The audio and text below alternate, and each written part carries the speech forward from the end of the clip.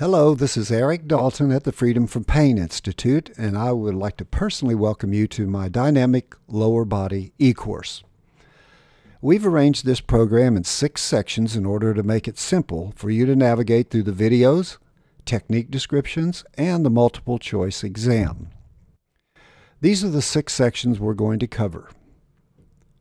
Let's begin with gait assessments. So as a client enters your office, before undressing, start looking for slump postural patterns such as upper and lower cross syndromes, in other words, sway back, forward head postures, etc. Also observe for right motor dominant torsional patterns, such as one shoulder dropping toward the contralateral hip. And as they walk, do you see a smooth cross-pattern gait or the limbs not moving in sync? Pay particular attention to arm swing. Number 2, in the standing and forward bending assessments, we'll begin by palpating and springing the client's arches, checking for overpronation problems and fixated joints in the feet. Then we observe the knees. Are they bearing more weight on the inside as seen in valgus knock-kneed people, or is one or both bowed laterally? See if you can tell if the asymmetry in the knees is coming from the hips and pelvis and compensating down, or from the feet and compensating up. Once you feel you've developed a general idea of lower body compensatory patterns, then move up to the lumbar spine and palpate for excessive or reduced lumbar curve and unnecessary spinal rigidity, as seen in protective muscle guarding. Observe what happens as a forward bend and side bend. Do you see asymmetry in the low back or thoracic spine indicating a possible functional or structural scoliotic pattern?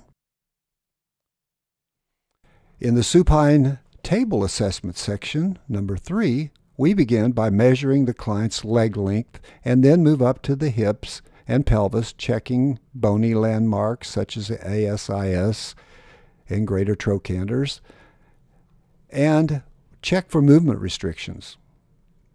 For example, when assessing for SI joint movement restrictions, you'll want to use the ilium rocking test. This simple assessment really gives you a bunch of valuable information about pelvic alignment problems and is also a great provocation test for sacroiliac joint dysfunction. Remember, if there's a posterior hip pain during this test, make note of it, because we'll be addressing SI joint and low back pain later in Section 5.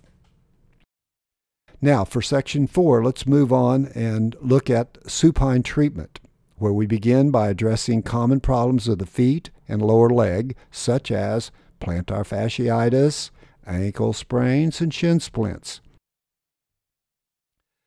Then we move up and start to correct pain and dysfunction in the knees, hips, and sacroiliac joints.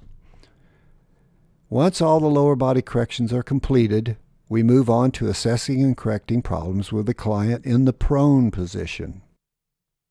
So in Section 5, we'll again begin at the feet, ankles, and lower leg, picking up on the treatment we've already started in the supine position. This prone position is really effective for conditions such as plantar fasciitis and lower leg pain. We move on up to the knees, and we start to look again at the knees and see what kind of movement dysfunctions they may have. And don't forget, when you get to the knees, to start to balance out the hamstring muscles that may be pulling unevenly on the client's knees, causing asymmetry and or pain.